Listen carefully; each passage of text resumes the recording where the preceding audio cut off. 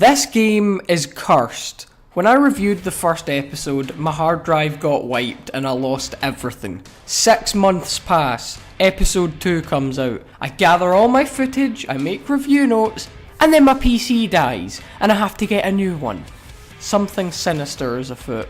Well, I imagine that like most curses and conspiracies, it's probably bollocks. Over a month ago now, New Blood released episode 2 of Dusk, and on Christmas Day no less. In case you don't recall my review of episode 1, I wasted several minutes of the video being way too mean to Strafe, and proceeded to spew praise over the game like a bloody fire hose. Since I already covered the very basic concept of the game, I'll use this review to focus on episode 2 and how it holds up from the perspective of someone who played through and enjoyed episode 1, while also taking time to mention things about the core gameplay that I missed out before. Right, I suppose I should relieve a bit of tension and clarify that I was not disappointed. Though, to be fair, it would be pretty difficult to fuck this up from the strong foundations already set. While episode 1 had a creepy rural theme, very reminiscent of Redneck Rampage, episode 2 is where the Half-Life influences become very clear. The levels very quickly send you deep into the town of Dusk to discover top secret laboratories doing some vague but undeniably dodgy experiments in what I can only assume were ridiculous ties. Of the 4 possible explanations for 90s FPS monsters being magic, demons, aliens, or miscellaneous science nonsense, Dusk goes with the 4th, or so it seems. But the continued presence of the cult and subtle biblical themes are suggesting that there's more to it. Is the cult funding the scientists? Or did the cult spring up as a result of the experiments? The game doesn't tell you, and that's what makes it scary. Lovecraft would approve. Now, there's quite clearly some ties with the government, but it's kept so vague that you never lose the sense of unease. The game excels at building atmosphere. The environments are faded and murky. The music really sells the atmosphere. Aside from boss fights, the music takes a more Quake 1 style approach, by focusing on keeping things spooky rather than pulse pounding. While the game is hardly a survival horror epic, the tension keeps the quieter moments between encounters more interesting. Despite carrying a full arsenal of weapons at all times, a sense of dread is inescapable, and in some of the more claustrophobic environments, I did release several bodily fluids on occasion.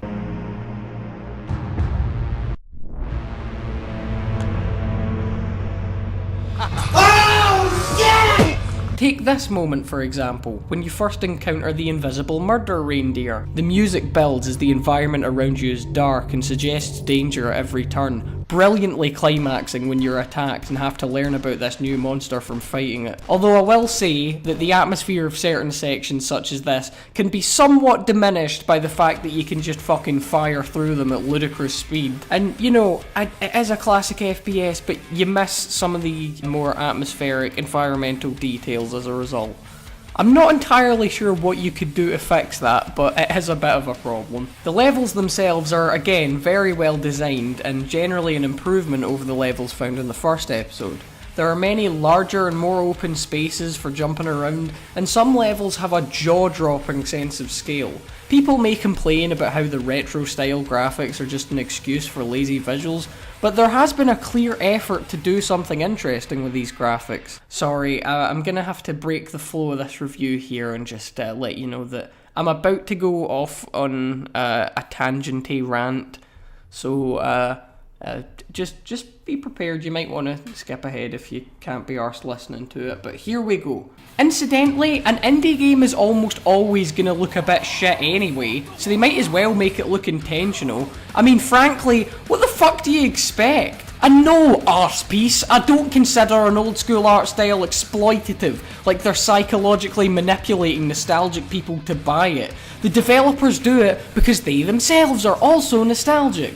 If you're willing to put up with corporations shaking you upside down until they can drain every last bit of money out of you, and that's acceptable because you have zip pockets so it's only optional to lose money, but you see one blurry texture in a game that costs 15 quid on Steam and declare that to be naked profiteering, then you're what's wrong with the games industry, and I hope in 10 years time EA chuck you into one of their player choice labour camps, you gormless twat. Apologies, back to the game at hand. As I said, the level design is only improved, and you're given much more room to jump around and avoid attacks. And since the setting of this episode is no longer grounded in reality as much as the first, the level design gets more interesting.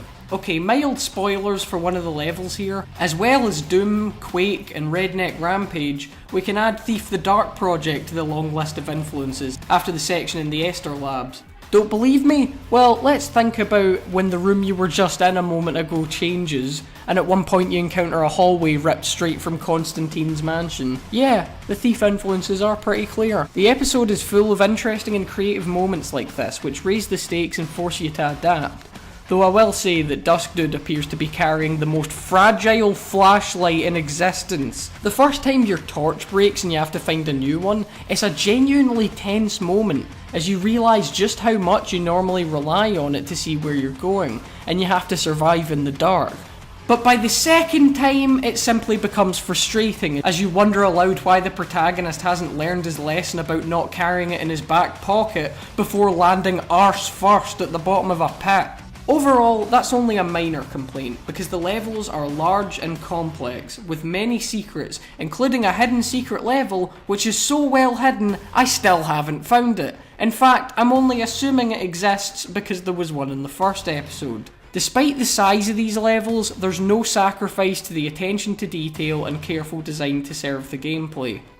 Speaking of which, the gameplay itself is just as fun as ever, with incredibly smooth movement and satisfying weapons with a real sense of impact. The combat feels really good, and thank fuck for that, because you won't be doing much else in this game. It remains interesting because of the carefully deployed variety of enemies with unique strengths and weaknesses, and the deliberate decision not to include ragdolls despite the present physics engine is more than a retro throwback. It actually improves the feedback of the combat. When enemies fall over or explode into giblets the same way each time, you immediately know that they're dead before they hit the ground, and in my honest opinion, the same death animations over and over will always look better than the horrendously dated ragdolls of Half-Life 2. Still, I think the combat could be made more satisfying with one simple addition, an addition from Quake 2 left out of seemingly every game since: damage appearing on enemies as you shoot them. It's a very small and very simple change, but I think it would be a great improvement. Another very small change would be to alter the HUD a bit. I don't like how the ammo count is in the middle and the health is at the side. Look, that to me is more off-putting than finding Danny DeVito's pubes in a cake. Every other FPS has the health in the middle because it's the most important thing for you to keep track of, and when you look down it's the first thing you see. But not in this one, and there have been plenty of times when I jump into a fight I had no chance of winning because I thought I had way more health than I did. I know it's a very tiny nitpick, but I think it's worth addressing because seriously, it's fucking weird. On the issue of health, the morale system is a clever idea that I forgot to mention in my last review. Instead of armour, you have morale, which you boost by finding money or getting absolutely rat-arsed.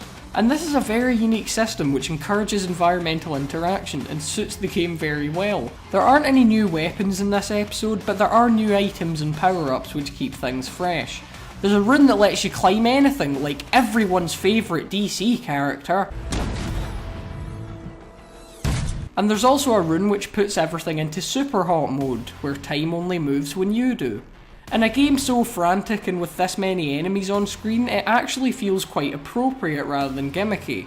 It also gives you some insight into things you might not notice. For example, you can actually outrun your own grenades. Another fun item is hidden in one of the levels, and that's the Crystal of Madness, which makes all the enemies within its radius fight each other, which in my opinion is a perfect idea for this kind of game. Of course, even without this item, they do fight each other on occasion like they would in Doom and Quake. Curiously, unlike older games, the monsters in Dusk are not racist, and will attack their own kind when provoked. There are also a few new enemies to complement the new items. These include larger, pinker cultists with way more health and projectiles which lock onto you. These guys are a pain in the arse. They do a crazy amount of damage, and dodging their projectiles becomes so hard on higher difficulties that it almost encourages you to cower behind walls, which is pretty much sacrilegious in this sort of game. There are also the aforementioned killer deer things and some very powerful cyborg birds who shoot really damaging explosives at you. In addition, there are also these ogre-like guys in welder's masks whose guns have a pretty ridiculous range. I must say I was very happy to see a significant decrease in the goatee pricks of the first episode. Of course, none of these are nearly as frustrating as those fucking rats! And here we come to the issue of difficulty. Many folk, myself included, suggested that the first episode was a wee bit too easy. I always maintained, however, that it was only the first episode and logically the next two were always going to be harder. Well, I was right. This episode is hard as balls. From the very first level, once you get past some bloody rat, you come round the corner and you're met with the sight of all of the fireballs in the world hurtling towards you at the same time. Now, to be fair, the game does warn you not to play in Sierra Medro in a first playthrough, but I'm a big tough alpha male, so I was like, get to fuck, and ploughed on regardless, only to get fisted within the first level. But once I dusted off the failure and kept at it while spamming quicksave, I found this episode to be even more exhilarating than the first. That being said, if you're a bit rusty, there's no shame in playing on a more reasonable difficulty. I will say, some of the boss fights, the Guardian in particular, are taking the piss. But much like in episode 1, you can just run past them if you can't be bothered fighting them. I'll ask again, was this intentional? It's a bit of a cheap thing to do, but I can't stop myself when the option's there. Speaking of cheap stuff, it's a lot harder to find the instant kill soap. While it was fun to meme with, the soap pretty much fucked the balance of the first episode like it were the UK economy, so I think this change is probably for the best. They've also added multiplayer to the game. From what I've seen, the maps look quite fun, but no one's playing whenever I check it out, so I don't have an opinion on it. Maybe that'll be a video for another day.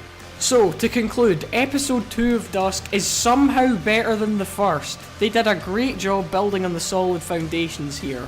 At this stage, the absolute worst case scenario would be for episode 3 to be slightly disappointing, but I very much doubt that now. In the unlikely event that anyone from New Blood is watching this, keep up the good work lads, and I'll definitely check out episode 3.